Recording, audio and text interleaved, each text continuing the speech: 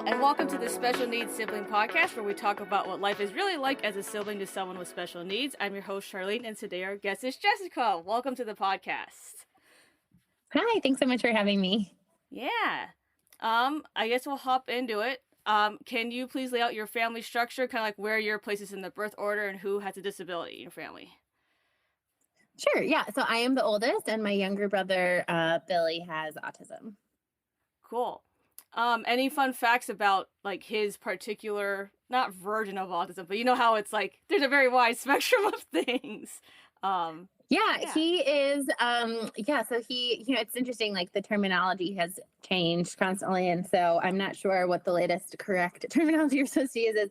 It used to be considered high functioning, and that's not really what we say anymore. But yeah, he's very independent. He drives. He can cook for himself. But he does also have an intellectual disability that's a component of it. So he, definitely needs assistance. Like he had extra help in school, and he'll sometimes need extra help in social situations, and just certain things that come up that are harder for him to navigate. Yeah, but it sounds like he can pretty much live his like quote unquote regular life for the most part. Like if he can do all those things. Mm-hmm. Yeah, because my sister's more on the like, well, I use lower functioning very loosely, kind of how like you're using higher functioning very loosely, but she's more on that, like, I think they're more opposite. So she's more nonverbal, more like kind of, she needs 24/7 care and stuff like that. So like in her housing, then she just has rotational staff, so she'll have someone like in the morning and someone like at night and stuff like that. Because her motor skills have improved a decent amount over the last couple of years, but not to the level where she could like be by herself or anything like that. Yeah. Yeah. So then, does your brother live on his own too? No, he actually lives with my mom still. Oh, okay. So he's still like part of like your larger family unit and things like that. Yeah. Okay. No, and I know it's, I know that that's something shared with a lot of siblings is like what happens next. And so definitely, fortunately my mom is still healthy and vibrant and mobile and able to, take care of things for him. But we are in lots of family conversations about what is going to be the next step. And, they probably won't be able to live together, just the two of them forever. So they're currently working on downsizing because right now they still live in the house that we grew up in, which is just a lot of house for two people. And my brother's lived there his whole life. So we've been talking about like, it would be good for him to experience moving and maybe go somewhere smaller while she's still around to support the transition. Okay. So potentially what we're talking about now is them going into like a 2-bedroom apartment together. And then, if someday down the road, my mom needs to go into assisted living or whatever, it's not so unreasonable to think he should stay in a 2-bedroom or maybe get a roommate or something, but to stay in a big suburban house doesn't make a lot of sense. No, that makes a lot of sense. That's so interesting too, because it's like, I mean, every family has their own kind of like, I'll call it a battle with like what to do, right? Because it's kind of like, it's kind of like, do you have them like move out? Do you carry your staff? Like, it's so common. But that's really interesting, that 2-bedroom apartment thing, which I feel like from the outside looking at your family sounds like pretty fun. Just for him, like he has his own space, but he can still like live with your mom. So like she's there, if something happens, but he can still have his own like, I want my own space type of thing. Yeah. Hopefully it'll work out. 'Cause, he probably could handle independent living, but he really doesn't want to, and he like all he's ever known is living with my mom. And so he's really reluctant. And there are some concerns about like safety. I think, that's where, like if someone were to come to the door and ask him to borrow money or can I come in and use your phone or something, like some of those just like decision-making skill for someone living alone are scary for us. And so, someday probably someday he will live on his own. And at that point, we'll have to figure out what kind of supports we can put in place. But for now, the 2-bedroom out is where we're hopefully headed, but we'll see what happens. Yeah, no, that's cool. We like to keep an open forum on the podcast just because every sibling has like a variety of things that they like to talk about. Is there anything in particular that you wanted to talk about or have questions about, or just like, the forefront of your mind. Yeah, no, I'm happy to share if it's helpful for people a little bit of my like background and work I've done for siblings. Sure. So I am the founder of the Center for Siblings of People with Disabilities, which is a small nonprofit that primarily we kind of when we first started, we were doing all sorts of different things, but as things have sort of evolved, our primary thing now is to publish books, like children's books for siblings. So I wrote Billy's Sister, like when your sibling has a disability, which is a mostly true account of my life growing up with my brother. But it's a picture book for kids. We say ages 3+. And it's really intended to have like representation for kids to show like what are some of the things that kids tend to struggle with and like show them that they're not Mm, alone. yeah. And then our nonprofit, we also published recently a book called Emily's Sister, which follows a very similar format, but it's about another real life sibling whose sister has a couple of different medical disabilities and is in Okay. and out of hospitals a lot. And so, and has a feeding tube, and we wanted to have something that is also representation for siblings in those scenarios. Um, yeah, so we also published Emily's Sister, which is another book following a similar format to Billy's Sister, but it follows another real life family where the sibling has medical disabilities and a couple, she is in a wheelchair and she has a feeding tube and she has to have a lot of Mm, hospital visits. yeah. So it was very different than the story that I told in Billy's Sister. Hmm. And we really wanted that to be something that can kind of help and be of support for kids, feeling not so alone if they're watching like their sibling and their mom go stay at the hospital for a couple of days and they get left home with grandma or Yeah. whatever the case may be. So, yeah, those books have really been our major focus as a nonprofit. And we've also done some trainings for parents and for therapists to try and offer support for how to be there emotionally for siblings, especially at those younger ages. Because I think something that we were hearing a lot is that there are just these commonalities between adult siblings that all of us, or at Yes. least a great majority of us, felt like our feelings weren't validated or we were kind of cast aside or we had to be Yep. perfect. And there's just a lot of stuff that, someone will say and then 500 other people are like, me too, me too, me too, me too. So, yeah, we were able to have a couple of programs where we had therapists and adult siblings kind of talking to parents of the littler ones to hopefully be able to make more space for supporting them and kind of early intervention type work in the Yeah. future. Yeah, it's been really interesting to talk to a number of adult siblings who are involved in early intervention. Which Hmm. I think I didn't really understand and or learn what early intervention was until like I'm an adult now, which I guess kind of makes sense because it's basically we didn't have it when we were growing up, so it's like, oh, we need to like go back and then help other, kids now who are kind of going through it. So, Totally. yeah, so it's been really interesting kind of cuz I think that I came across your book, which I think yeah, I think that's how we connected. I think I like found your book and then I like somehow got around to talk to you, which was cool. And so it was interesting during the pandemic when I was kind of trying to find a bunch of stuff because what I noticed was there was a lot of stuff kind of geared towards like 12 and under kind of things, like kind of more early intervention. And then there was stuff that was more like, books that were written or, articles that got published by kind of like older siblings that are more like in their 60s, 70s now, right? Because they probably wrote it when they were like our age, like back before. So it's been really interesting in the space that we're in, which is like where we're adults, but we still have all the same feelings as both of those segments of people. So it's been interesting to see like how like at the time when I was looking, I was like, oh, it's interesting that there isn't really something for like kind of like young adult, type of which I don't know what the solution is other than that, which is why I have this podcast because we just talk about it all the Yeah. time and kind of like, yeah, and it's kind of yeah, it's been really interesting because it's like I don't think it's my job to provide a solution. I just want to talk about it, which I could talk about it all day. Hence, I hit record, and then yeah, then we can talk about it.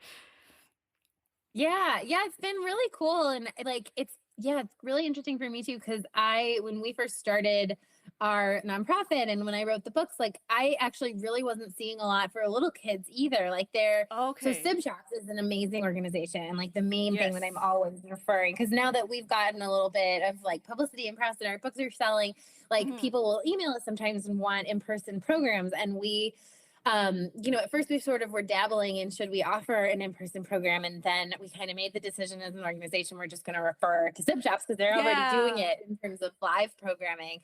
And they do a phenomenal job. And so like I'm always telling parents of school age kids, like send your kids to Subshops. But in terms of like a book, there still were not a lot out there, or the ones that I did see Hmm. were kind of using the sibling as a vehicle to tell a story about the person with a disability. Like, Yes. Yep. it would be I've the seen sister those. being like, meet Susie. Susie's just like everyone else, but like Yeah. it's narrated by the sibling, but it's not about the sibling, Yeah. Yeah. Yeah. It's not about their Um, experience living in the. Yeah. Yeah. Yeah. Yeah. yeah, or they try to tell some like beautiful story where it's like we're gonna highlight Susie's abilities instead of her disability, which is great. Like those are all Yeah. wonderful, but it's not there was nothing that's about like validating that sibling experience. Yes. But even those like books are starting to emerge. Like there are more now for that age group. Well, because also I like so Stip Shops doesn't do programming for like the little ones, and even Okay. our book is 3 plus, but we have heard of like people even buying it for like their 2-year-olds, and trying to have it be part of a library so that they're always like their toddlers are growing up being Oh, able to have interesting. language for like, yeah, Yeah. like I'm mad at my sister or whatever, being able to say like I'm jealous or I'm sad or that's Right. Yeah. frustrating. Communicating like the feelings you have and like putting words to like how you feel on the inside. Yeah. Yes, because I think a lot of us didn't grow up being invited to do that. No, you not know, not at all. yeah, our parents are overwhelmed. And so, Yeah. yeah, it's been, I've been really glad to see like that there are more books though and more like podcasts popping up and organizations. And I know, I don't know if you've talked to them already, but the Sibling Transformation Project is another one where I I think they haven't. are trying to do. I haven't heard about that one. Yeah, I can connect you later to I can't remember off the top of my head what their executive director's name is, but I have a couple of contacts there that I'm happy to Yeah, connect yeah. you. I'm sure they'd be That'd happy be to great. talk. And they do, I don't know a ton about them, but I think they do a lot of like young adult types Okay. of programming. So yeah, I just feel like and like on Instagram, like I'm seeing more accounts. Like it feels like it's Yes. starting to be talked about more, Yeah. um, which is awesome. So I just hope that I hope that'll continue and there'll be more and more resources. Cause yeah, when our organization very first started, there was very little. And it's been kind of cool to see. I certainly don't think we can like take credit for it, but I think it was cool to be part of the moment where, we kind of started and then other people started, and there's still some huge holes, but they're getting filled slower and slower. So the Yeah, better and yeah. better. So Yeah, yeah, I'm happy to see exactly. No, yeah, and it's cool because it's like it it's so interesting because I feel like well, sibling spaces are already very niche. Like the whole experience is just niche to begin with. And so that. Yeah. it's been really interesting how you phrased it that way because I was like, that's true. Like there within niche, there's even more niche within that, right? Because it's like I'm older, I'm younger, I'm in the middle, and then it's like, what disability does your sibling have? And then like there's Hmm. kind of all these things. There's a number of people who I've talked to where they're adopted or their siblings are adopted. And there's kind of right there's that whole space which is interesting because it's like we all share the commonality of having that shared experience, but there's still these like little nuanced things which make it very like very specific. But it's I was like I was gonna ask you like, do you remember how your parents told you when your brother like was diagnosed? Like, do you remember like what like, cause mine was pretty like I mean, it was okay. My mom did what she could. Cause what I remember was like I was sitting next to her like in her bedroom, and she basically told me that my life wasn't gonna be normal, and I was like, okay, yeah. So and so because my sister she got diagnosed at 3, so I would have been like 5 at the time. But yeah, but she was Hmm. kind of like, hey, you're not gonna be able to like play with her like you normally would. Yeah, and those are the 2 kinda, like, things that I remember when she told me. So I was wondering, like, what you remember, Yeah. like, when your parents told you, yeah. Yeah, totally. No, I do remember. I was actually at like ballet or something. I don't actually know what class it was, but I remember I was at like our community center, and I was about 8 years old, and my brother was 2, Okay. and I was doing some after school activity. And I remember my grandpa picked me up when usually it was my mom.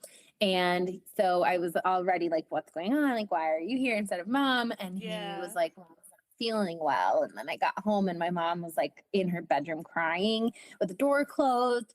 And so it was this whole like traumatic thing of like, what's going on? And no one would tell me anything. And finally, like the next day, so I think my stepdad said at the time, like, mom just isn't feeling good, or she had some bad news or something. Hmm. And nobody would really tell me what was going on. And then later, my mom told me my brother had autism. And obviously I didn't know what that was, but it Right. was kind of, and I don't know that she really did either. Like it was also like, this was in the let's see, 90s, like mid to late 90s. And Yeah, so yep, there that's just me and my sister really, too. yeah, there wasn't a lot of support. Like the parents, like support for parents was also just emerging. And so I Yes. don't think she had a good way to talk about it. And I didn't really understand what it was, but it was presented as something very, very bad and devastating and horrible, that like the whole family was going to have to deal with this horrible thing, this like diagnosis. And it took a while to understand like what it was. And then yeah, it's interesting. And like, and I'm so curious, I'm always interested to talk to parents about like how it goes now, because I think it's part of like, there are more resources for parents, there are more resources for siblings, and just Yeah. as the culture, we're like better at talking about, we're still not great, but like we're better at talking about disability. And like, Yeah. I think hopefully there's work being done to present it more to kids as like, things might not look the same way that they do for your peers, or like we're just going to do things a little differently. But it's not Yeah. necessarily like, it doesn't have to be presented as this like traumatic, devastating thing, or that you can't have a normal life, Yeah, like it's right. just, Yeah, yeah, it's it's the hard to, presentation. Yeah, and it's so I think that mental health space in general has evolved so much since yes, like our siblings were diagnosed, right? Because it's like even yeah, just the language for me. Yeah, it's like so when I started going to therapy was when I learned like, oh, here you can communicate these words to tell people how you feel, right? Like whether that's my yes, parents or my husband or whatever, right?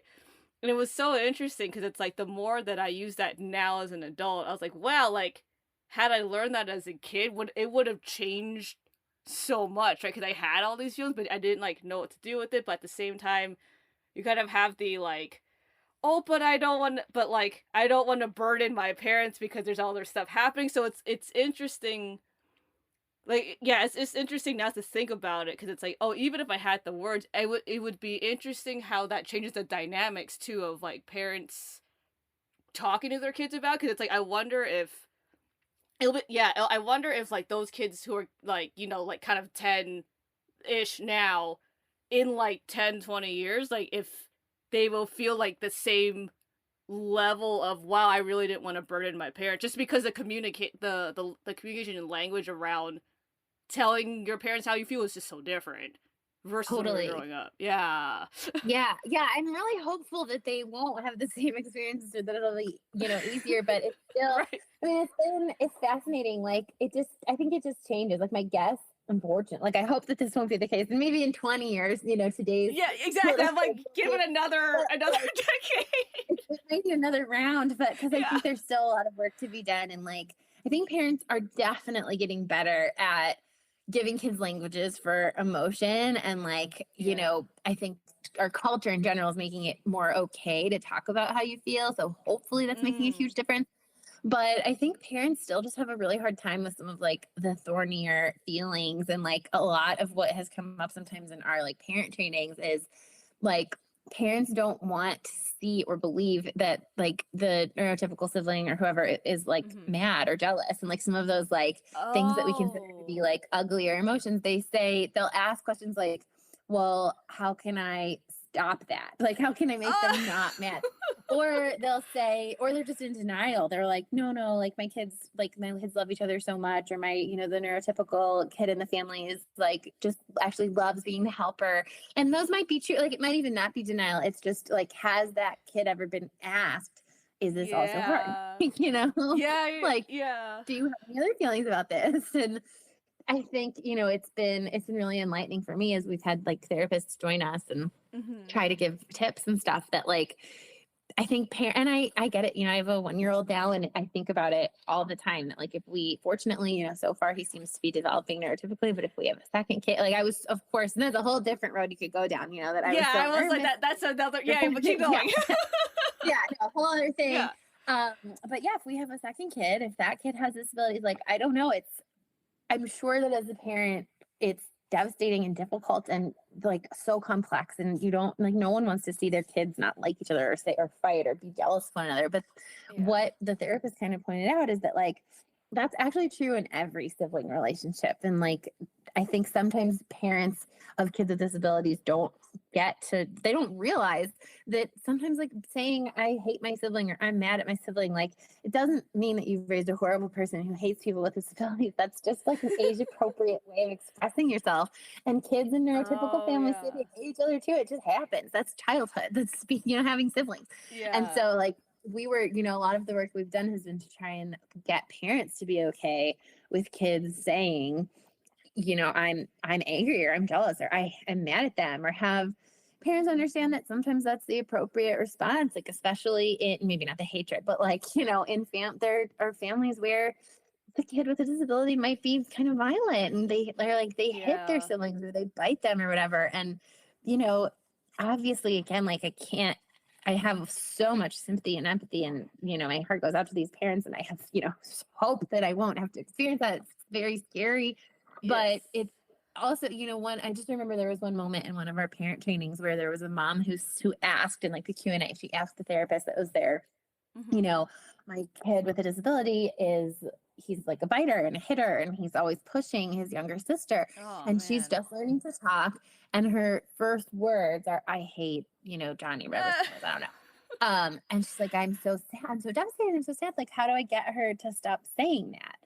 And the therapist was like, you're asking the wrong question. Like, your Mm. first priority as a parent is to keep both your kids safe. And if that's not happening because one of the kids is aggressive, Yeah. obviously you love both your kids, but you have to keep the other one safe as non-negotiable. And then step two, the therapist was like, do you actually want to teach your younger daughter that if someone hits her, she has to say, it's okay, I'm not mad, I love them? Like, is that how you Yeah. want her to That's grow up? Like, it's actually a really age appropriate and normal response to feel like you hate someone who hits you, And so the yeah. question parents should be asking is not how do I get them to not say that? It's how do I keep them safe? How do I have an intervention? Like maybe what community or social supports can you lean on to maybe get like, can a grandparent be taking care of one of them so that the other one can have time alone? And Yeah. allow them to have their separate time and their separate abilities. And hopefully, once that child gets older, she can understand it's a nuanced situation and she's not going to actually hate her brother, but like to focus on how upsetting it is for you as the parent is unfortunately not what's healthiest for both your kids. And I think that's really hard. That's really hard for parents to hear. Yeah. I said that's so complicated. Like not Yeah. just like yeah, when you hear about it, it's always right because it's like because at that point you can be like more third party to it versus like obviously if we talk about our own parents, that's a different thing, right? Because it's like we're Hmm. living it in real time and like yeah, Right. but it's interesting to like yeah, as we get older and you kind of like it's the oh, I wish my parents had done this, but like with early intervention, you can actually help implement at least you're like planting the seed that it can be different. Like, you don't they only have the Hmm. power to change themselves, which is fine, but it's yeah, the ability to plant seeds early I think is so that's so powerful just because that can change later, right? Like, is that it might not be like Right. instant, which it's not meant to be instant, but it's yeah, it's such it's crazy because I feel like there's so many things happening at once now versus like before, right? Like I've talked to some people where like them and their siblings are older, right? So they kind of went through more like in the 80s and before that where like no one talked about it at all. But we've Yeah. gone now to this other set where like all of us who were like everyone got diagnosed like kind of in the 90s, we're all kind of in this space where like it's not only has like we're all at the age where now we're like we see therapists and we're recognizing all these things and like the mental health space in on top of that has changed and on top of that like it's you have the internet, which has astronomically changed so much, right? Because I remember, like, when my mom was trying to do research just, like, on things that she was trying to, like, she went more the, like, she tried to do more, like, detoxing route with my sister versus more behavioral. I think that was just a choice Mhm. that she made.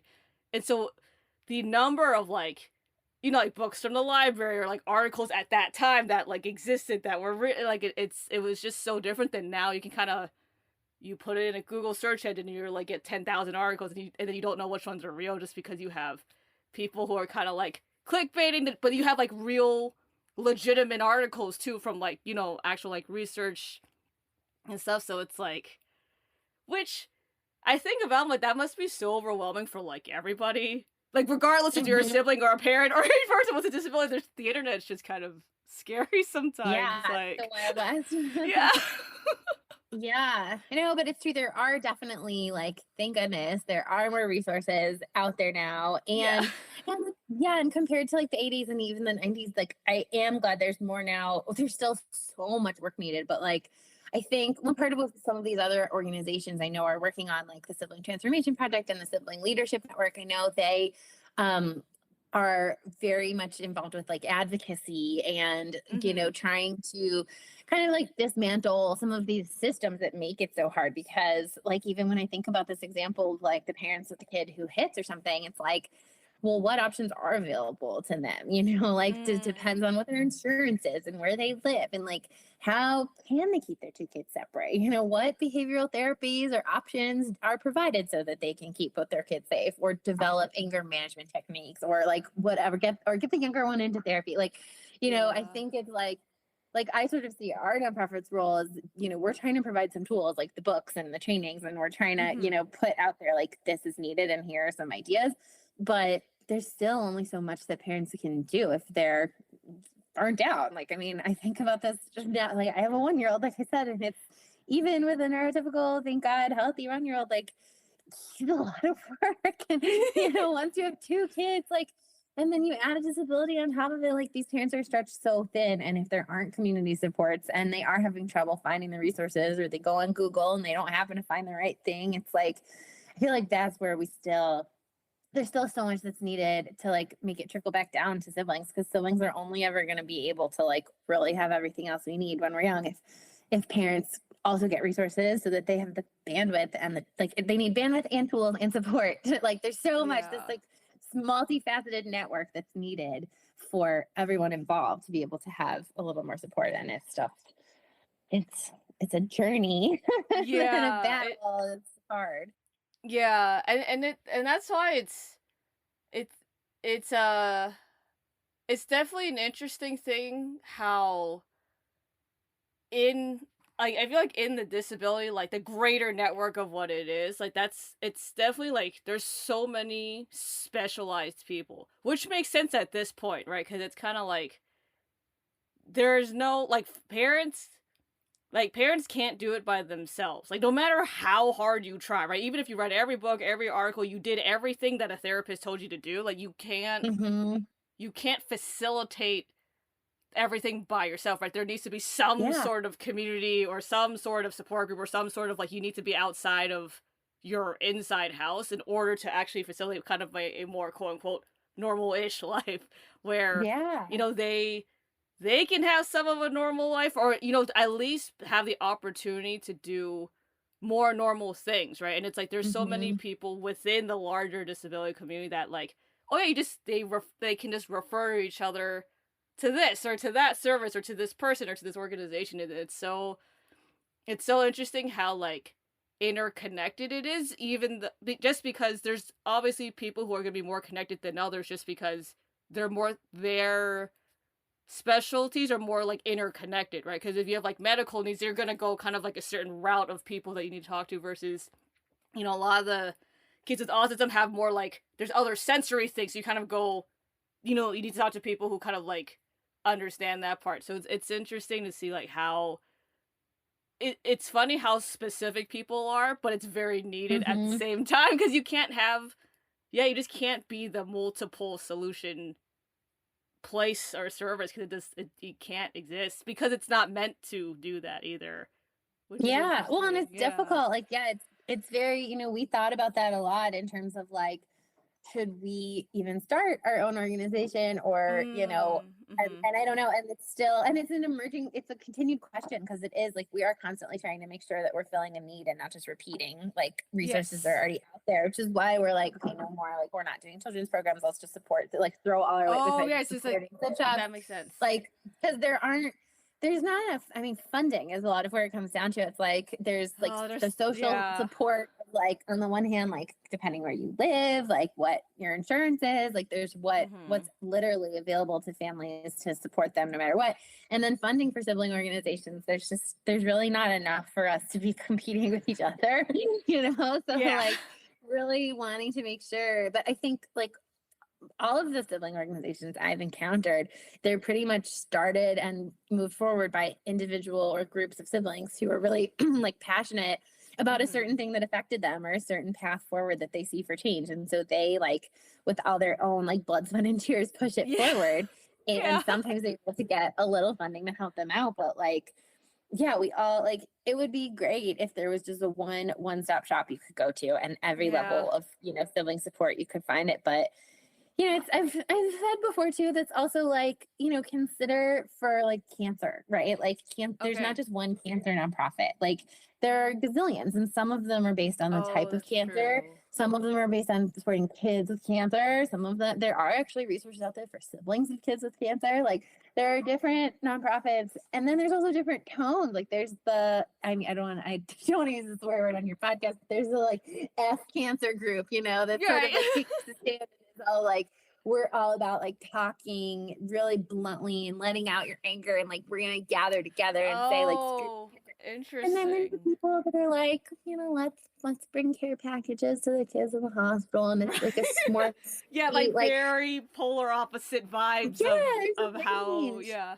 And that's Interesting. good because everybody deserves to be able to find their vibe and their fit within a supporting organization. So it's like, on the one hand, I think it's great to have a multitude of organizations emerging that can fill different roles, but also just, trying to make sure that we're all helping each other because it's such a, like you said, such a Yeah. niche space. And then to have like niche within niche within niche, Yeah. like there's really not room yet to be like repeating services. We've got to Yeah, all be not trying to support each other. yeah. No, yeah. So that's why it's been fun like yeah, just talking to people all over the world cuz it's just like the the need at the end of the day is the same, but like yeah, the method of kind of how like you reach people could be different just because of like, the people that like you're networked around and stuff. So when you wrote the book, was that before you started the nonprofit or was that kind of like at the same time or like how did Yeah, no, it was that work? before. And Okay. so actually I wrote the original version of the book when I was in 5th grade. Oh, And so it's a fun. long time ago. Yeah, and it has it's emerged and it's changed versions a few times since then. But Yes, yeah. yeah, I got so when I was in I mean it was middle school, yeah, 5th or 6th grade, I got a grant from this really small community foundation to write the book. Literally it was this therapy practice. And so they were in touch with my mom and they had been asked that I guess Interesting. there were a lot of families coming in saying like the neurotypical kids and their families needed support too. Like they were coming in for Right. services for the kid with a disability. And then they're like, do you have anything for siblings? And at the time they didn't. And I liked to write and I was always like volunteering for like school newspaper and all these Oh, projects. yeah. And my mom was like, well, maybe Jessica could put something together. And so they gave me like just a small grant to like literally I wrote something. I had a friend like color some pictures and we had it bound at Kinko's and like, Oh, made a couple fun. of copies. Yeah, it started out very, very grassroots. Yeah. And then it turned into kind of like a family project. We made more copies and we would sell it at like, my mom was super involved with like back then it was like the Cure Autism Now network. I don't think they Oh, exist yeah, yep. anymore. And then Yes, yeah. yeah, like all of those places. So we would go to their walks and stuff and we would sell the books there. And then, yeah, that was part of so really it was just that this was in the back of my mind. And a couple of years ago, I just randomly thought about it and was like, I wonder if there are more, like, hopefully there are more books like this out there now. And I just kind of did an Amazon search one day to see like what other sibling books exist. And there Yeah. were like 2 and I didn't feel like they accomplished the same goal of like really validating kids' feelings. And so I was like, well, maybe I can repackage this and like do some more good with it to try and make it available. And that's what sort of started all of the pieces falling together for the book and the nonprofit. Oh, that's cool.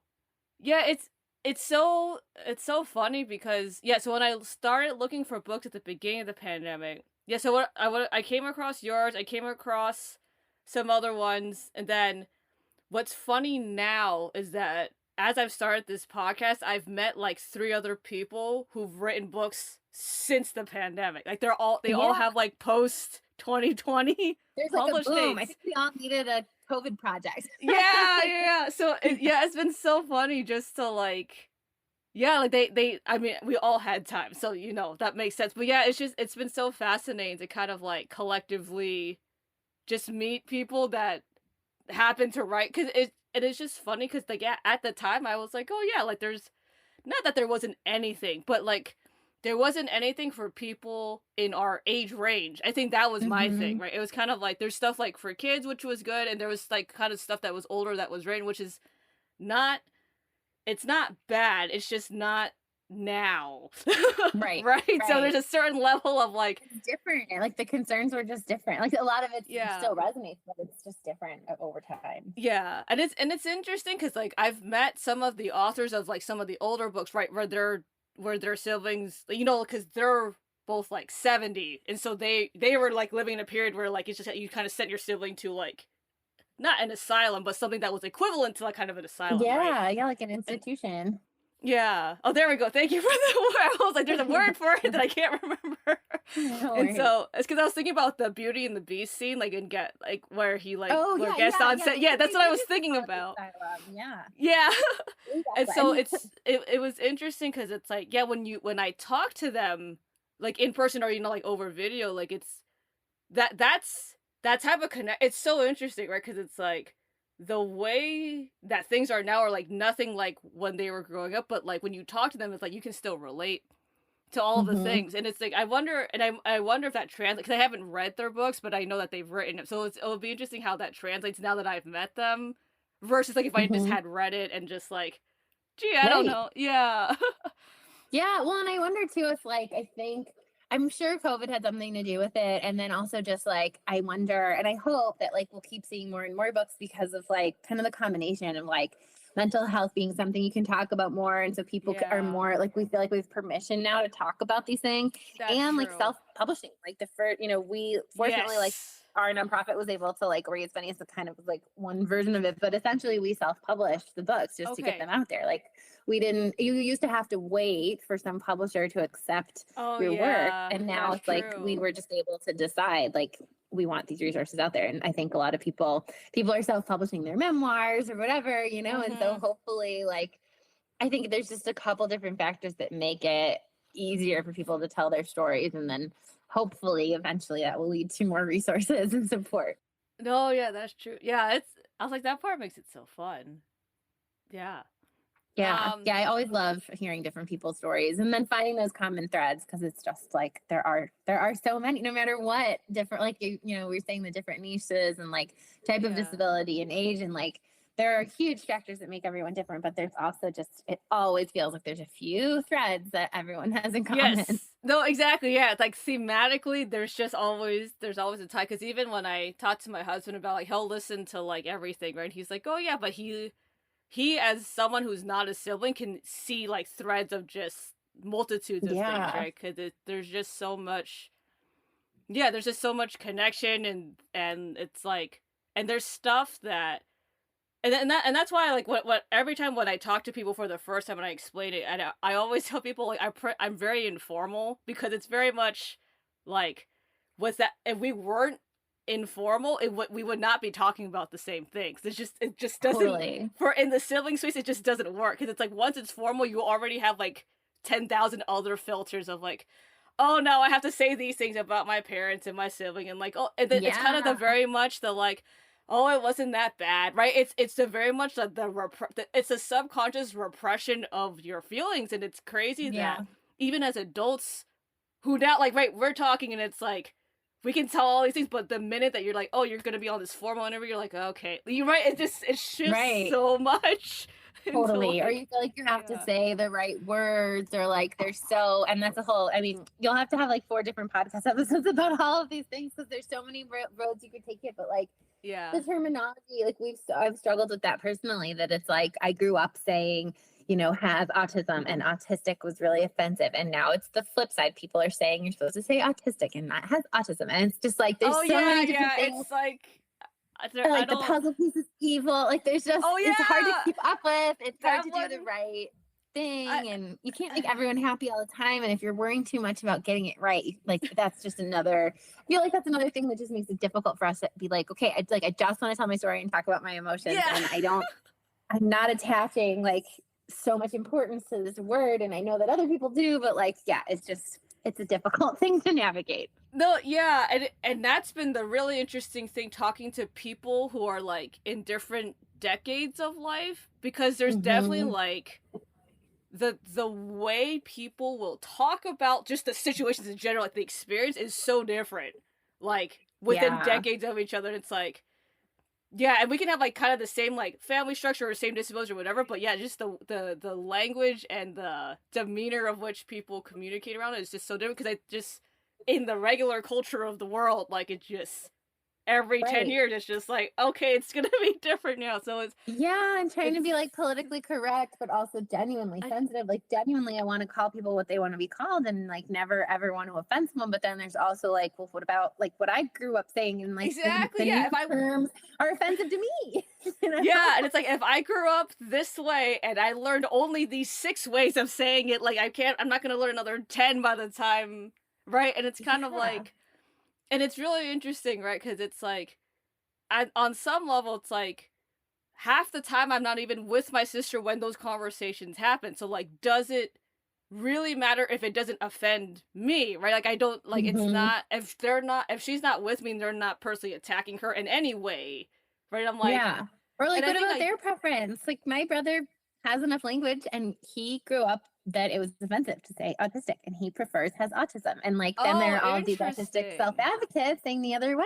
And it's like, I feel like it's just a person by person thing. Like, if I'm in person with someone and they tell me, please don't Yeah. say has autism, please say autistic, I will, of course, I'll respect their personal preference. Right. But that's not my brother's personal preference. And people assume, like, then there are all Oh, these that's campaigns that, like, interesting. the world must change. It's like, says, who? And what about all the people who can't talk or can't tell you what they prefer?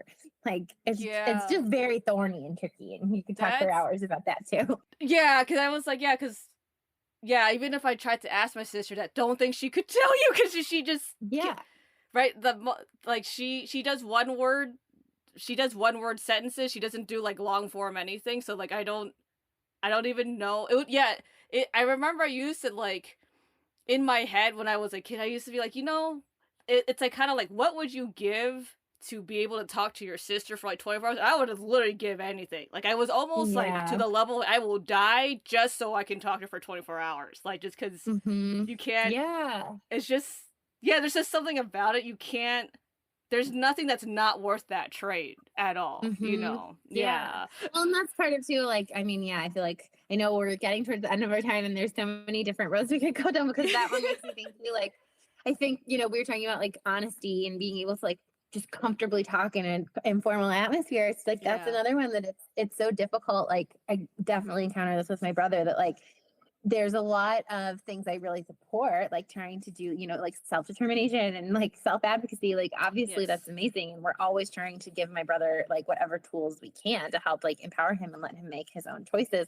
But Yeah. then, there are these things like the puzzle piece or Autism Speaks will come under fire for trying to do research to, or try and create like supports or interventions. And it's like, well, what if they want, just because certain people say that they don't want those interventions, like my brother says he does. So, Yeah. like it's just hard, and like it's hard to appease everyone, and it's frustrating when there's a group of really vocal autistic self-advocates who are trying to, which Mm. as they absolutely should and have the right to say what they want. Like they can't speak for our siblings, who they can't speak for your sibling who can't speak for herself, they can't Right. speak for my sibling who doesn't feel the same way. Like Right. it's a really big spectrum. The spectrum of autism and all the disabilities are, it's really broad, and not everyone feels the same way. And it's just created this whole political thing that I think really at the end of the day just detracts from the real conversation about like Yes. supporting each other. Right. Yeah, and I mean, and that's like the biggest. I think that's the biggest thing, and I think it's something I didn't really. Not what's the word I want to use? It's something I didn't really understand until now as an adult, and I think because like my parents, they were like involved in some stuff, but not a whole bunch. And I realized like now as an adult that like that I've met, you know, a bunch of siblings and people, and it's a mix of people who run organizations or are part of big ones, or that, you know, they're just regular everyday Joes just doing their full-time jobs and just, you know, dealing with Yeah. regular life and not trying to be an advocate, but they're just themselves, right? And it's been interesting because it's like having the mix of community and meeting people who like live outside your state or people who live inside your city, and right, and it's so impactful because it does so much for validation that you can't get without doing that. And it's interesting Totally. yeah, and it's like, you know, if yeah, I think I just reflect on it a lot just because I didn't grow up with that a lot. Like we didn't really have people over. Like we didn't go to a lot of support things. I don't think Yeah. where I grew up we didn't really have civ shops, so I never knew they existed until I was like, you Hmm. know, past the age that you could. I must have been like 17 or 18 by the time that I realized that they existed, which at that point, you know, you're over the age of where you could attend. But yeah, it's just kind of interesting because it's like, yeah, disability, like regardless of yeah what political stance or non-political stance or whatever, like community with people who you either yeah, community with just people with disability is just so important to foster the fact that like you're not by yourself, that you have people that can Yeah. validate, and just that the experience that you're going through like is very real, and it's Yeah. very like whatever you're experiencing is what you're experiencing. Like other Yeah. people And you're can't tell not you alone. that you're Someone else feels that way wrong. too. Yeah. Totally. Yeah, I feel like anything we can do to like broaden the community and increase ways for people to connect with each other is always better instead of saying like you're not allowed in the club if you don't talk this way. I believe that's it's like we all like you said, it's such a niche community. We really need each other and need more ways to help each other out for Yeah. sure. Yeah. Yeah. For sure. Is there anything else you wanted to talk about? Otherwise, we can jump into encouragement. Whatever. I don't know if you have any last thoughts on other things.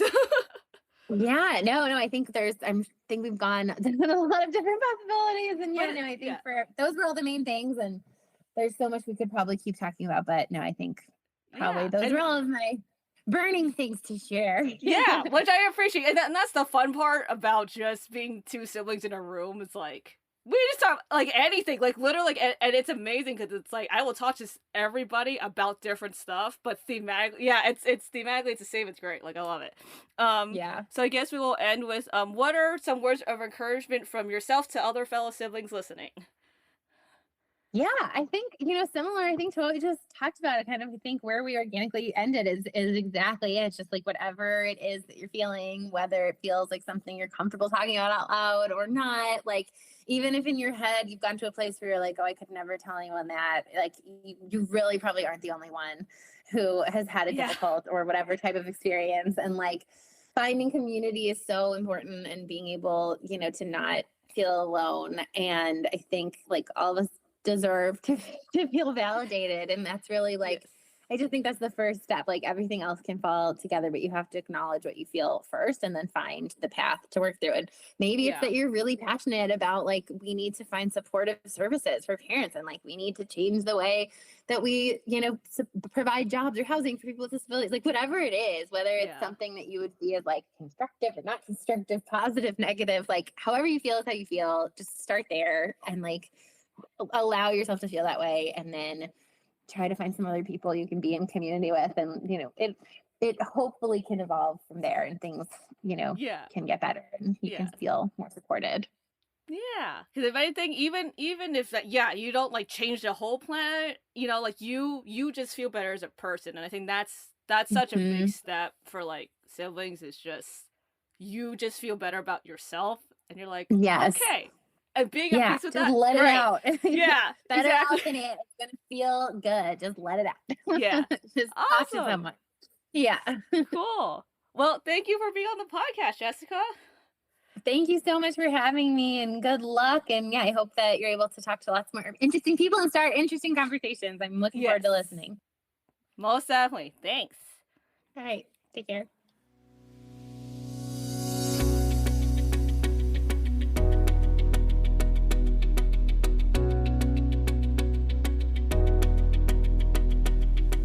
Thanks for listening to the Special Needs Sibling Podcast. I hope you had a good time listening and feel encouraged in your own journey as a sibling to someone with special needs. If you liked this episode, please share it with your friends. And if you want to hear more stories, please subscribe to the show. You can find us wherever you listen to podcasts. Also, the show can't happen without you.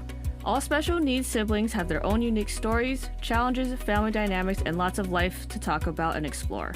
This podcast is here to let you know that you're not alone and that you matter. If you would like to be on the show or just chat off the record, please contact me. My info is in the show notes. Until next time, this is the Special Needs Sibling Podcast.